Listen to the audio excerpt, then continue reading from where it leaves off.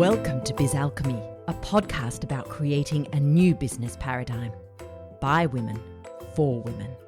I'm your alchemical host, Jacquelyn, and I'm going to take you on an extraordinary adventure to create a business filled with ease, fun, spaciousness, and abundance. Hustle, be gone. Let's birth a new way. Welcome back. You are going to love this chat with Carol Fair today. Oh my gosh, it's just relevant to all of us who are creating this new paradigm of business.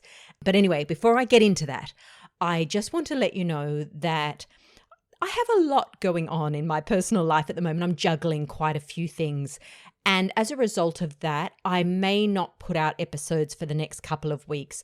I may do, but at this point, it doesn't look like I'm going to get a chance to record anything. So I'd rather sort of step back at this point and know that I do not have that on my shoulders than sort of end up having to force myself to do it.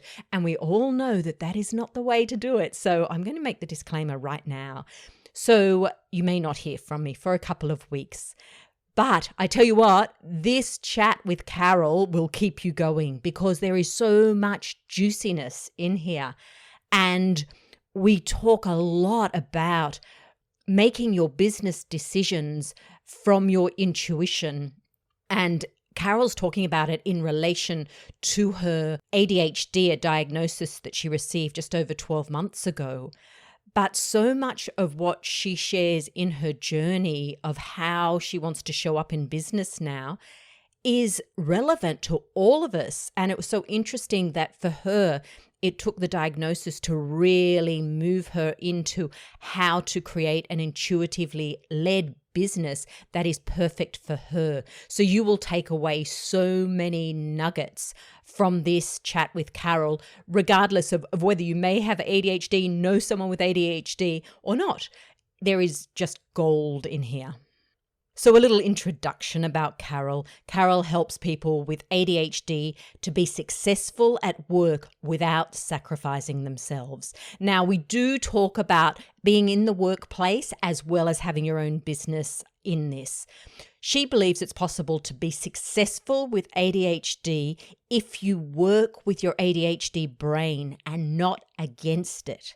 So you can stop overworking to compensate, which often results in burnout and wanting to quit your job. And I think you'll find it's exactly the same thing with business. So she's taken everything that she's learned from her 7 years as a counsellor supporting people at work, her 20 years working in the public sector, not knowing she had ADHD, plus everything she's learned since her ADHD diagnosis in 2021. And from all of that wisdom, she's created the Working with ADHD program to help people with ADHD to be successful at work and enjoy a personal life. Now, in the interview, Carol didn't mention her website because she was reconstructing it at the time, but it is live now. So you can find that at carolfair.co.uk. I'll put the link in the show notes along with a link to her TikTok. Enjoy this inspirational chat with the absolutely delightful Carol Fair. Carol, was there a turning point when you realized that you had to move away from the patriarchal model of business and create a new paradigm for your business? Turning point perhaps isn't the way I describe it. It felt like a bit of like a tanker turning around. I guess for me, the point where I thought, this is just not working for me was in a business coaching group that I was in, coming away from that and, implementing some action and just feeling like, this isn't right. I'm not like going to be reaching the people I want to reach by doing this. And at that point, I kind of decided that I didn't want that coaching group was coming to an end. And I decided, actually, I am not going to either carry on with it or find a different group. I'm going to just step away from all of that because I'm just not sure that it's working for me.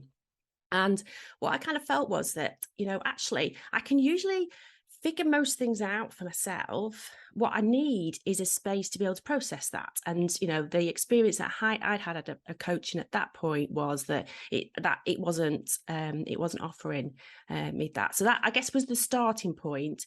I'm not sure that I knew that it was a new business paradigm that I was looking for, but I knew I wanted something a bit different than what I had been experiencing. Yeah, that's my terminology.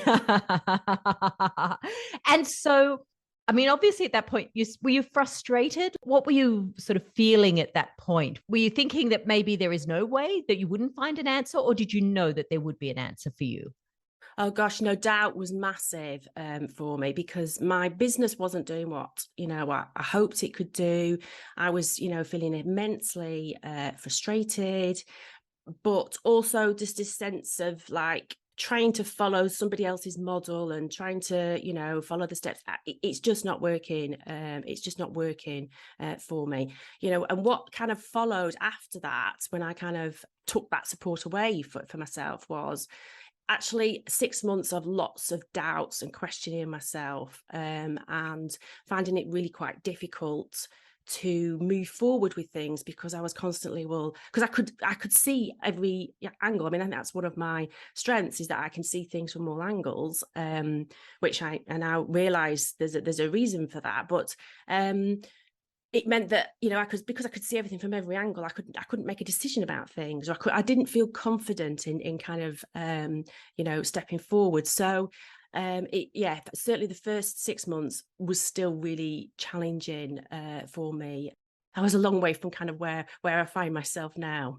Because you played around with different niches too at that point, didn't you? Yeah. Because you were a counselor, but you were playing around, I guess. Is that how you'd describe it? Yeah, but actually, I'm not sure that playing around is how I would describe it. I think, there's a kind of a whole backstory of how I ended up, trying to find a niche. It definitely didn't fit for me, but it was, a coach has told me this would be a good niche, and every time I went into other groups, the people were like, oh yeah, that would be a really good niche, but I wasn't, if I'm honest, feeling it. But I don't think I was also allowing myself to hear that. And I guess the next turning point, I don't know, the next point came 7 or 8 months later, when, because through this whole kind of time period, I was discovering what turned out to be my neurodiversity. And I had a point where my ADHD diagnosis was confirmed, and that was I'd taken a kind of some time off work. And when I came back to work, I just sat down and I was like, okay, I got all this kind of content planned, and I was just like, I don't want to talk about this anymore. And that decision actually was really simple and easy. That's not what I want to talk about anymore. I don't know what I do want to do, or what, but I know it's not that. So I guess that was perhaps a first moment of clarity in what had been like a lot of confusion, and not knowing it didn't feel right, but not knowing what to do about it, or where to go next. Exactly. And in fact, that's when we were first connected, because I think you joined the playground before your diagnosis. That's right. Yeah. And then you went on holidays. And when you came back, you said, well, this is what's happened. Yeah, absolutely. And, I'd listened to the podcast, and I, really connected what you talked about the new business paradigm. I had an intuition that I wasn't listening to, and actually, that is really common for people. It's really common for women, but then if you add on neurodiversity on top, that gets kind of really squashed out of us quite early on, to stop listening, to your voice, your needs, voicing them. I had been, constantly struggling with doubts. Whenever I was trying to decide what to do about something, it was, taking me a long time to figure out what to do. And I was constantly worried about getting it wrong and what was the right thing to do. So, I don't describe myself as woo, and I still don't really understand the chakras and a lot of the things that you talk about, but I was really attracted to when you were talking about finding a new way to do business and kind of doing, your business, your rules.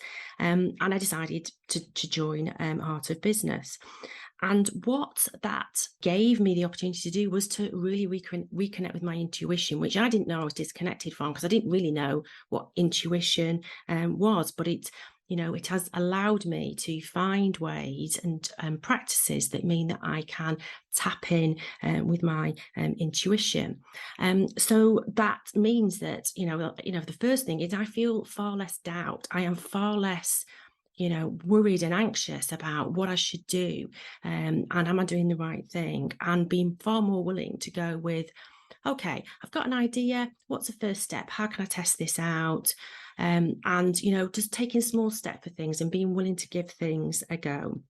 And I guess, coupled to that is my perfectionism. And that, I would say, is still very much work in progress, because that does sometimes pop up and get in the way. But, that willingness of being able to, try and give something a go and see what it tells me, has really allowed me to take some quite bold decisions in my business. And the first one was about starting my TikTok account at all. And going on there and talking about myself, that was a really quite a bold thing for me to do, but it felt like the right thing to do.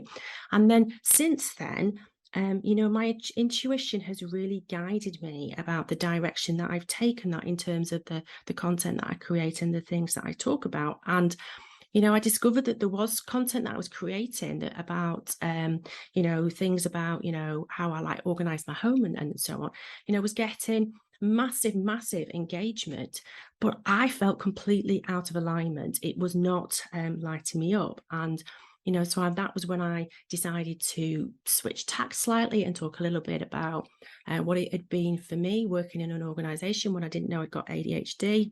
And it was kind of like, almost instantaneously, from making that switch of following my intuition and making that switch in what I talked about on TikTok, I was starting to get client inquiries before I'd even started trying to talk about a service, because I hadn't even thought what my service might be. And the inquiries were coming in because I was, talking about something that felt in alignment to me. So, Heart of Business has transformed my relationship with myself and my relationship with my business, and it's transformed my business as well.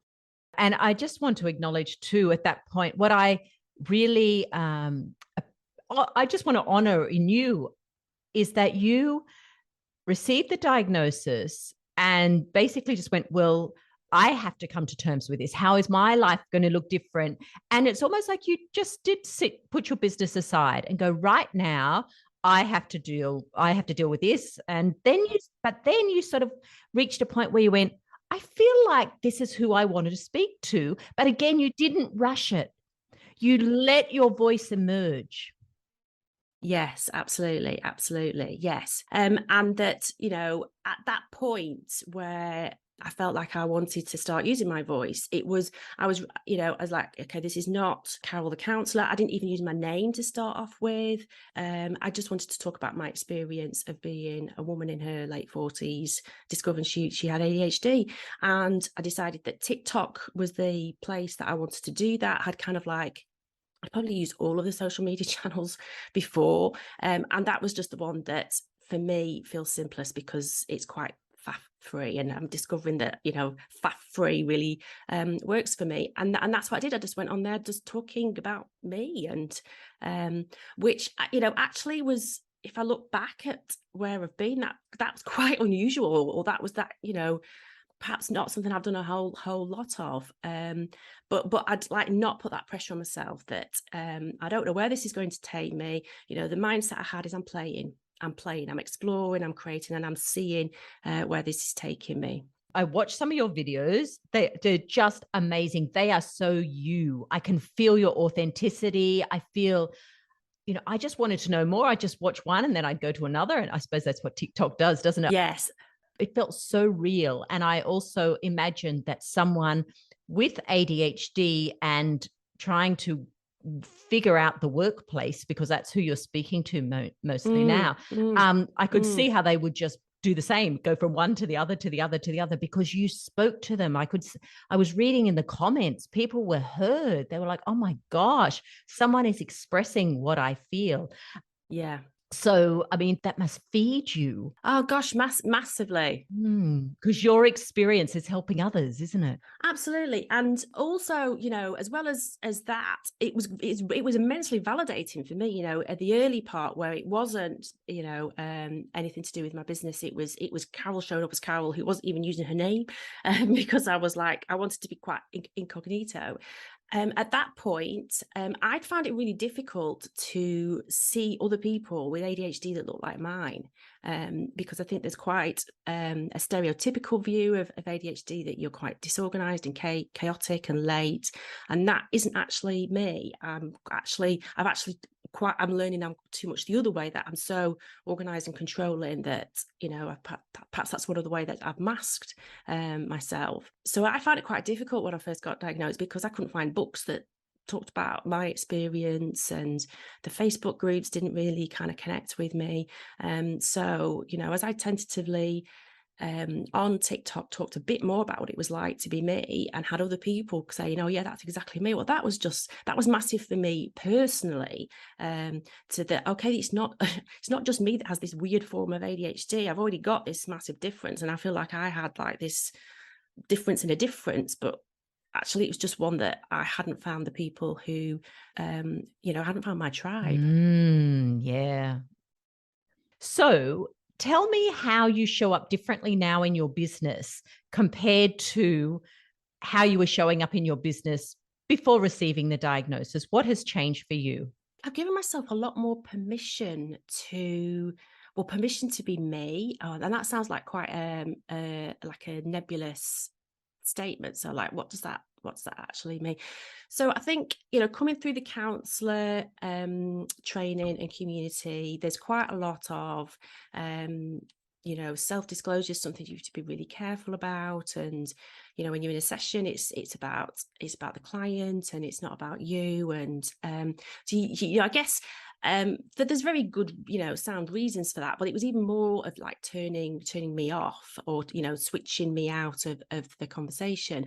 So certainly now when I'm working with clients, and the majority of the people I now work with do have ADHD, or suspect that they have, I feel like I talk about me a lot more, in a way that I never did before, in terms of my experiences, and or still being really aware of, I'm not here to talk about me. They're not paying to just, hear about me, talk about me, but actually it's for them to hear that, okay, I've experienced something similar. Again, could be really validating for them as well, or they kind of appreciate. Well, that's no different to me on my podcast. I'm telling my own stories all the time.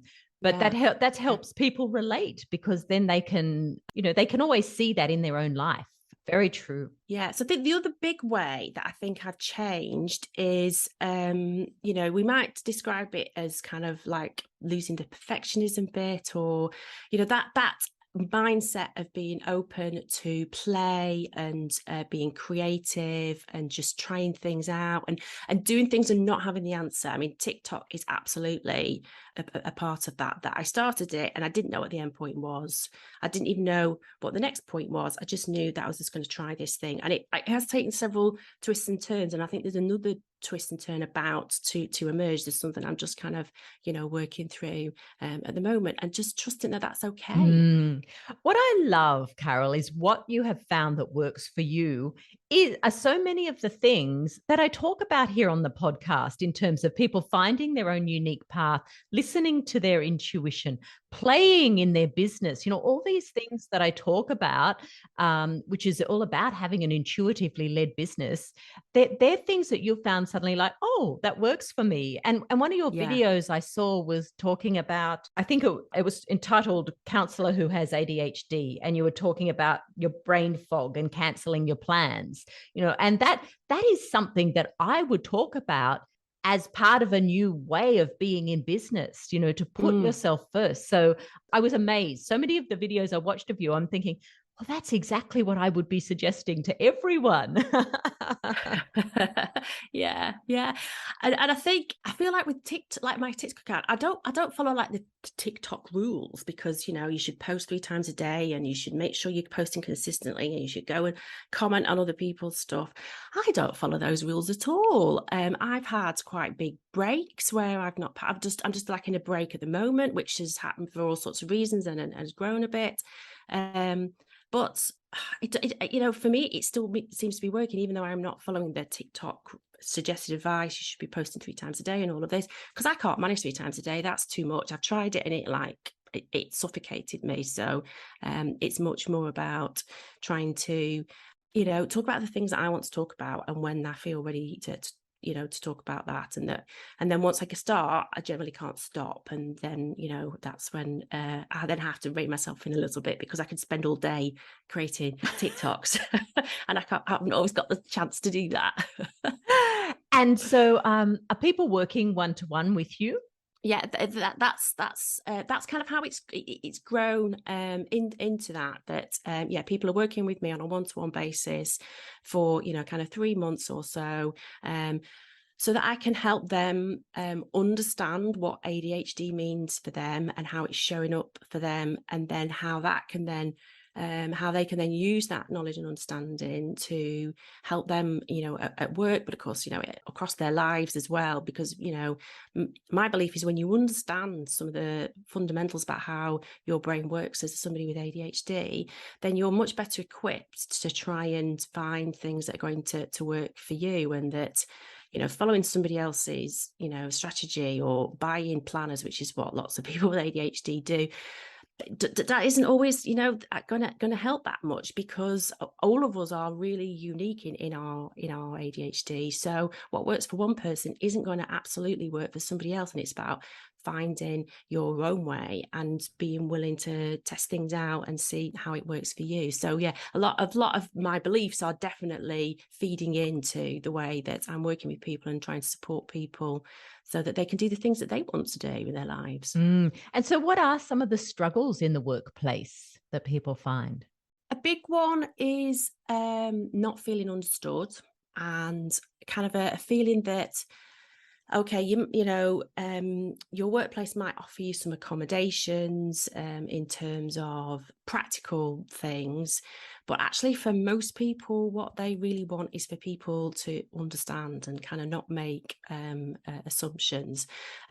So it often shows up in ways like not being able to keep on top of routine tasks. So emails are quite difficult, leaving things to the last minute, and then perhaps feeling like you're doing it in a rush. And all of that doesn't really fit in the way that workplaces are set up. So it's that kind of like, you've been trying to fit in as a square peg in a round hole, but you didn't know you were a square peg in a round hole. You just thought that you were lazy or disorganized or what have you. So it's, trying to kind of figure all of that out. And it does make me wonder whether those people are more likely to be like you, like go into their own business. There are lots and lots of people with ADHD who have set up their own business, and there's a stat that is quoted that people with ADHD are 300% more likely to set up their own business. And if we think about it, the skills of running your own business and having ADHD, there's a lot of overlap there, in terms of creativity and curiosity, being willing to figure things out and to be able to solve problems and to, be a risk taker. Those are all elements that are required when you're running a business, and they are, the strengths that people with ADHD typically have. But there are also people who for various reasons are still in the workplace. Even though it's very common, there's still people who are trying to work in what is largely a workplace that is not designed for the way that their brains work.